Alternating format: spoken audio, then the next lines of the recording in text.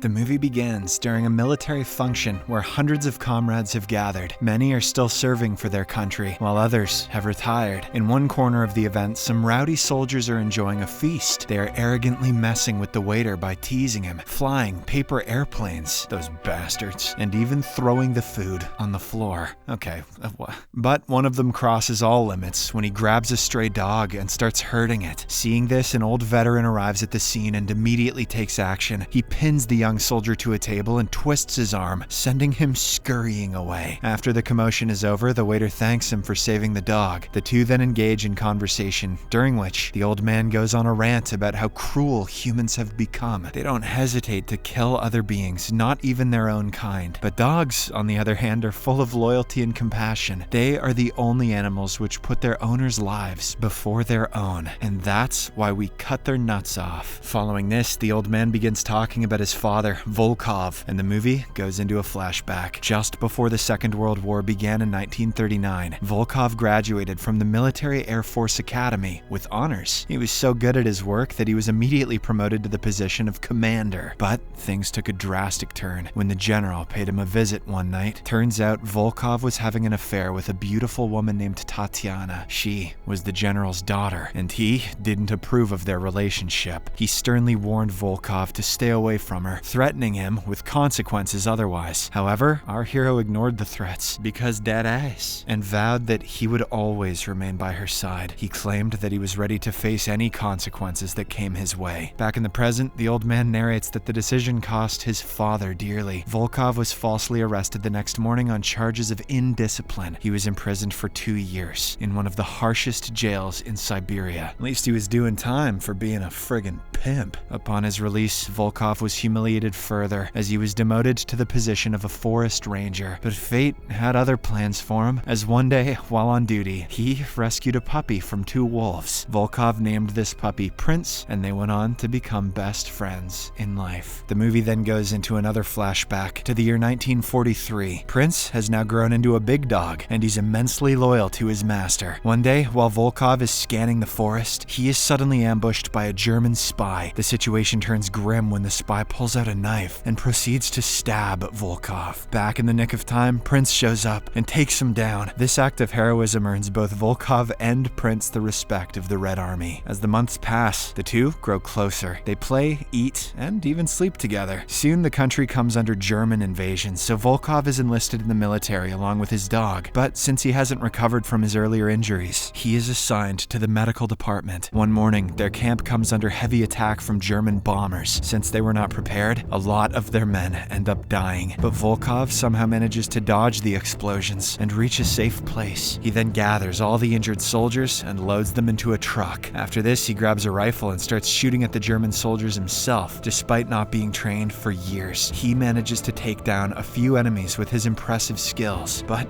Volkov's luck soon runs out as a missile lands near him, rendering him unconscious. Just when it seems he's going to pass away, his loyal companion Prince springs into action. He rushes to the medical truck and brings one of the nurses named Nina along with him. It is revealed that Nina is Volkov's fiancée, so she recognizes the dog instantly. She then arrives at the location where he is lying and manages to rescue him. In the aftermath of this incident, Volkov undergoes an immediate surgery and a part of his leg is amputated. He is then transferred to the state hospital where Nina looks after him day and night. Prince is also by his side, ever the loyal and cheerful pup. The loving canine quickly becomes a popular figure as all the soldiers love playing with him. One day, Volkov is visited by his ex, Tatiana. She reveals that she has married another man and is living happily with him, although Volkov puts on a straight face. "Thank you for coming to me in my moment of weakness to shatter my heart." He is definitely upset inside. After a few months, Volkov finally recovers, but he now has to walk with the help of crutches. He doesn't even get time to recuperate as the general immediately deploys him to the front line, along with Prince. Turns out the Germans are advancing at an alarming rate, and their highly futuristic tanks are wreaking havoc. Volkov is then sent to a military dog training base, where several other men like him have been called upon. One day, Volkov learns that Tatiana has been assaulted by her husband. Worried, he rushes to her house and starts tending to her injuries. In the midst of this, Nina suddenly arrives and catches them in a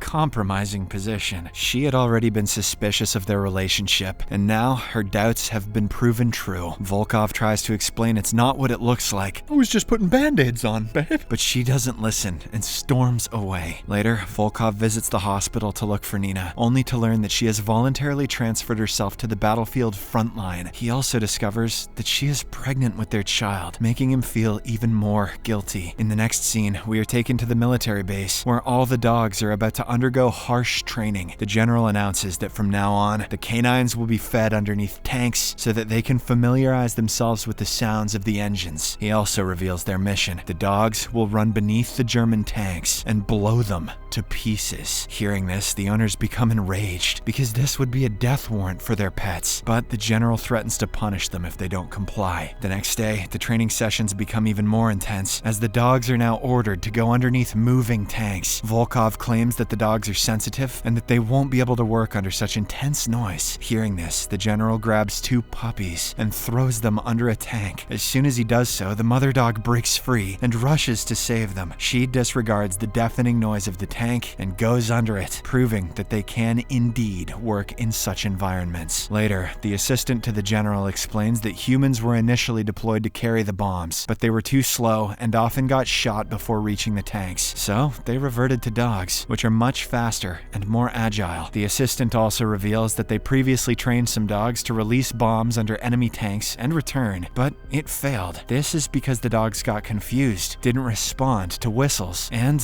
dropped bombs everywhere. As a result, they're left with no choice but to send the canines on self-kill missions. Upon hearing this, Volkov is devastated, as he cannot bear the thought of losing his best friend. That night, when he reaches his quarters, he starts breaking the objects in frustration. He contemplates running away with Prince and has a mental breakdown. But before he can do something drastic, Tatiana arrives and consoles him. She first kisses him passionately and then reminds him of the dire situation their country is facing right now. According to Tatiana, Prince is not just a dog, but a hero who can help defend their country against evil. Hearing all this, Volkov is motivated. Well, his penis is anyway, so he figures his brain is too. And he eventually decides to stay and fight for the nation. The following day, during training, he takes a bowl of dog food and dashes beneath a tank. Witnessing this, Prince immediately rushes to save him. The loyal companion doesn't seem to care about the food. He's just concerned about his master. In the next scene, Volkov and his fellow comrades are finally taken to the battlefield. The general reveals that 4 German tanks are approaching their way, so stopping them is a must. He then attaches the bombs to the dogs, preparing them for the important mission. But just when everything is going according to plan, one of the dogs rushes towards a Soviet tank. It turns out the general and his men completely forgot to train the dogs on how to distinguish between German and Soviet tanks. By the time they realize what's going on, it's too late, as the poor canine blows up their own tank, depleting their numbers even further. To make matters worse, the enemies show up at that exact moment. 4 German tanks and several soldiers charge towards the Soviets, who are hiding behind a small ridge. With time running out, the general orders one of his men to release his dog. The latter is obviously reluctant, but he gathers his courage and sends his best friend on his final mission. The canine then dodges all the incoming bullets and swiftly dashes beneath the tank, destroying it, blowing it to pieces. In the aftermath, the owner is left devastated, but he knows that this sacrifice will help their nation in the long run. Following this, dog number 2 is released, and he accomplishes his mission as well. But when it's time to release the 3rd canine, the owner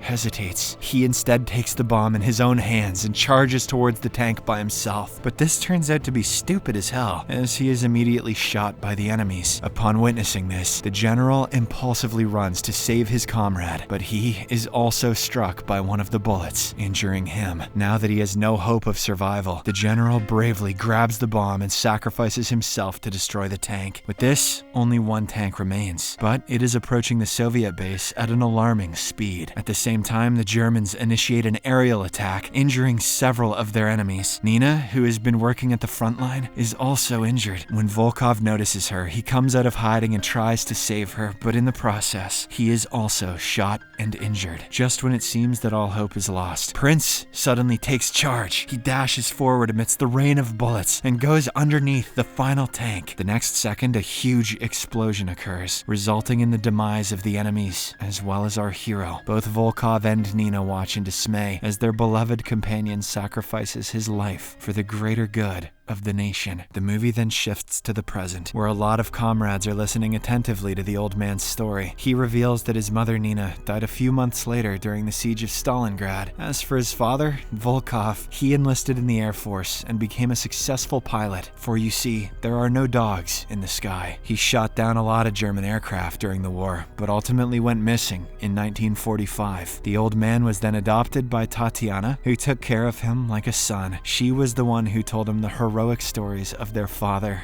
and Prince. Subscribe for more videos like this, turn on notifications, and leave a like to help the channel out. Thank you for watching.